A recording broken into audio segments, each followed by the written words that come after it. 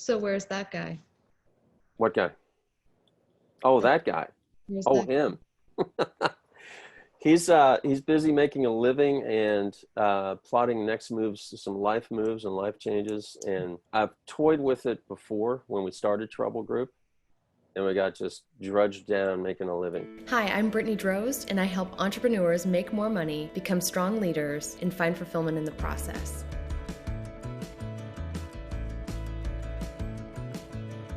I'm so excited to share this coaching video with you today. In the video, you'll see Steve and I dive into what is his impossible goal, which is actually a struggle for him to define at first.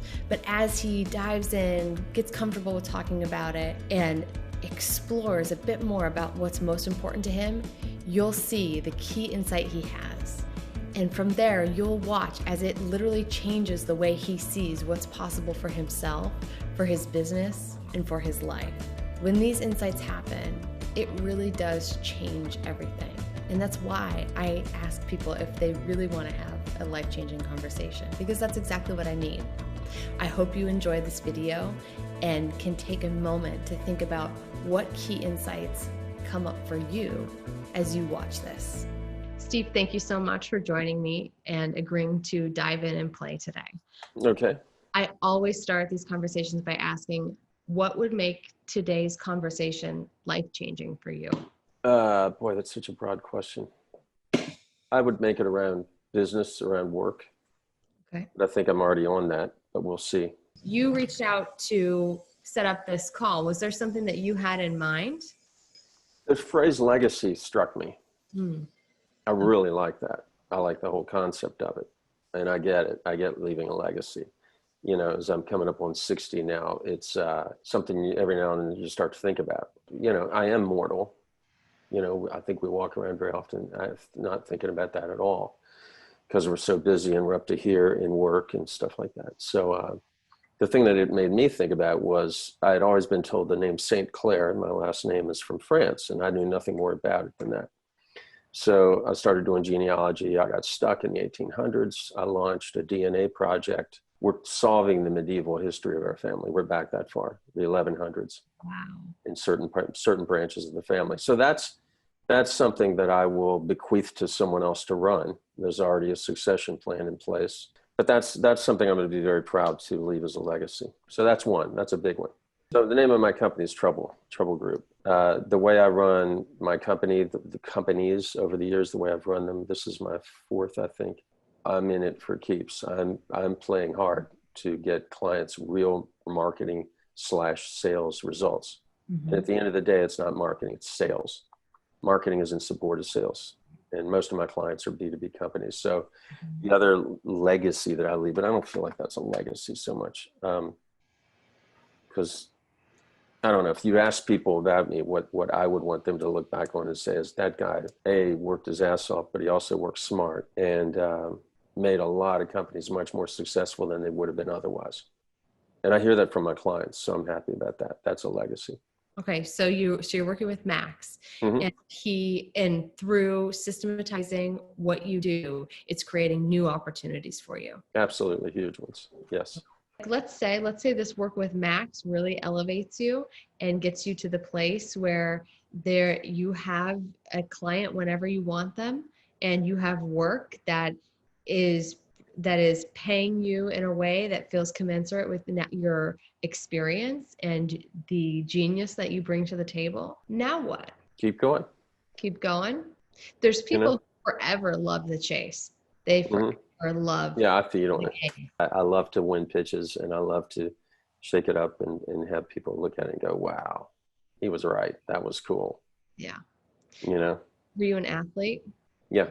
Highly competitive. So for being inherently fed by that level of competition and raising the bar, you're going to get better and better. There's no other option, right? Mm-hmm. Because losing is the only other option, and that's not where you're going to go.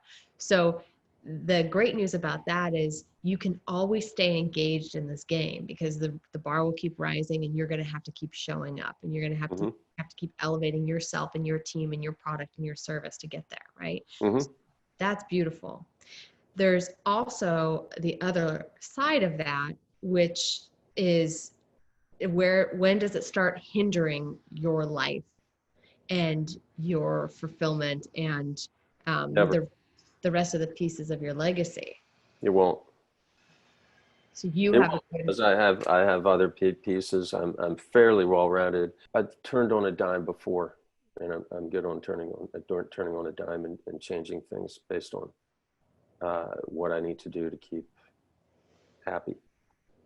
So you have a really great gauge and you're pretty self-aware, like you know what you need and you know how to get it.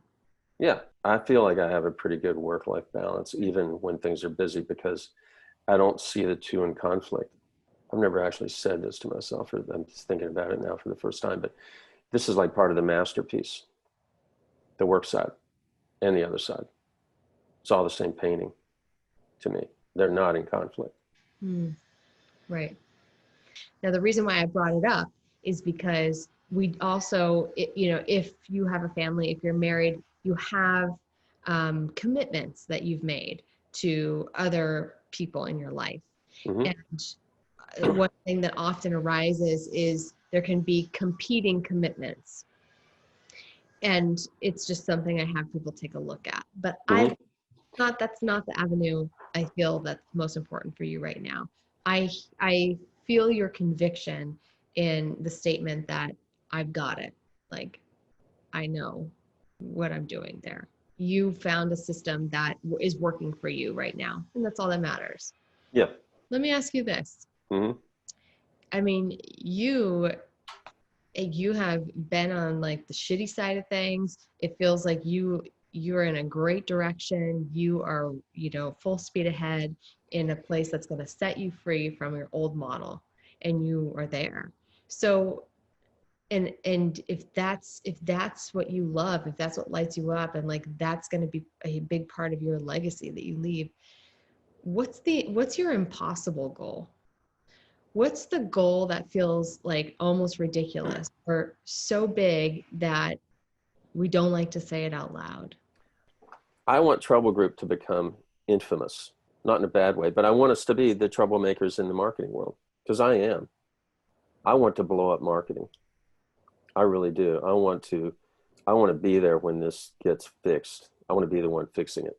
I'm always looking for what's going to get the most epic return on investment ever. One of the best I've ever had got a client an 800% increase in qualified leads over anything they'd done before. Wow. We were just rock stars over there. Wow. Incredible. And I want Trouble Group to be just absolutely infamous out there. I want to shake it up as hard as I can shake it up. Okay. So there's a moonshot. That's not a moonshot for you. What is? That's not a moonshot for you. You know why?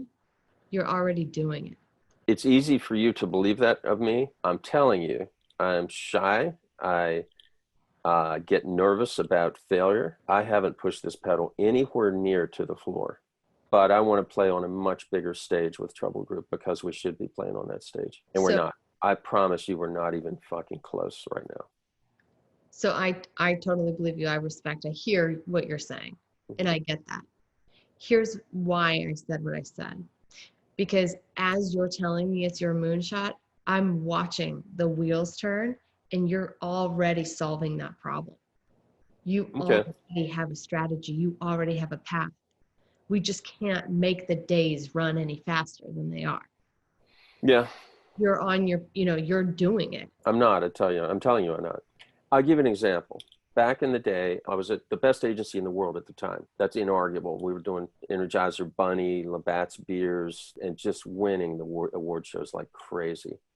My value in agencies like doubled and then tripled within 2 years. And part of what I did, because I was so restless and so driven and, a little bit competitive, I wanted to win all the award shows in Canada. I wanted to sweep. I couldn't do that, of course. There's a lot of good people up there. I started going out and getting my own clients on the side. And I did really great stuff. Me and my writer and 2 other people just built these hugely award-winning campaigns, really fun, clever. They're on stevesinclair.com. So I found this place called Lovecraft running these big pink ads. And it's an adult sex store. So I called them and I said, I'm going to do you some TV commercials. They're going to be great. They didn't know enough to ask for storyboards or anything. So I just brought them the finished commercials. And they're like, what do we do now? I'm like, well, you give me your permission to run these on the TV. You have to pay the media cost. It's going to be $2,000 for you.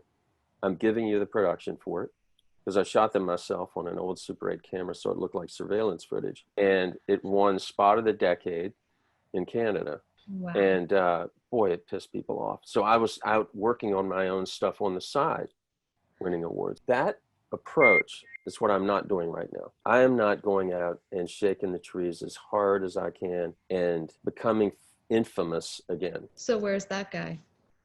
What guy? Oh, that guy. Where's Oh, that him. He's busy making a living and plotting next moves, some life moves and life changes. And I've toyed with it before when we started Trouble Group, and we got just drudged down making a living. And now's the time. This COVID thing, as horrible as it's been, is providing me an opportunity to have the time to build what we need to build, to be in the market. And that's all I am right now.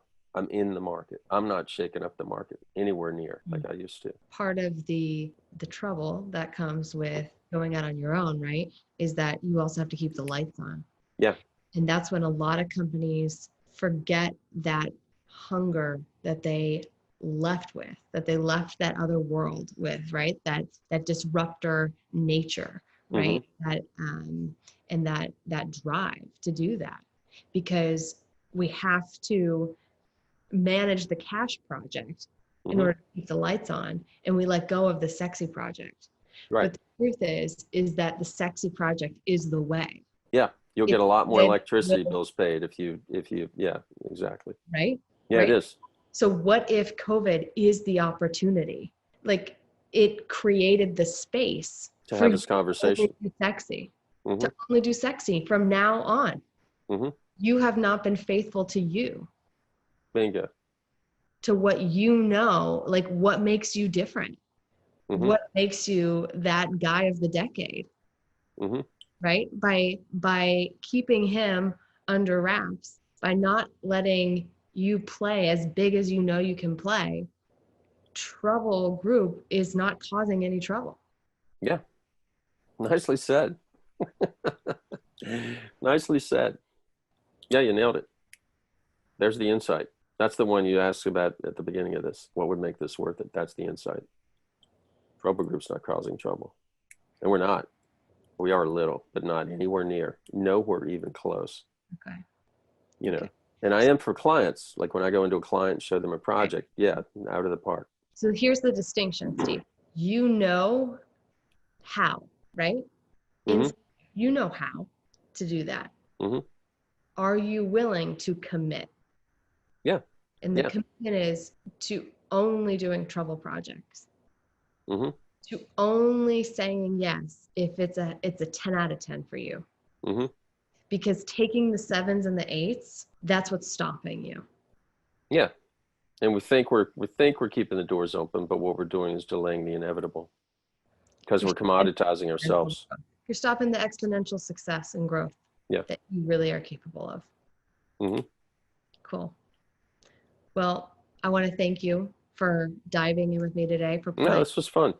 And in one word, I mean, I know you just gave it to me a second ago, but you got that little nugget that changed the way you saw what's possible for you.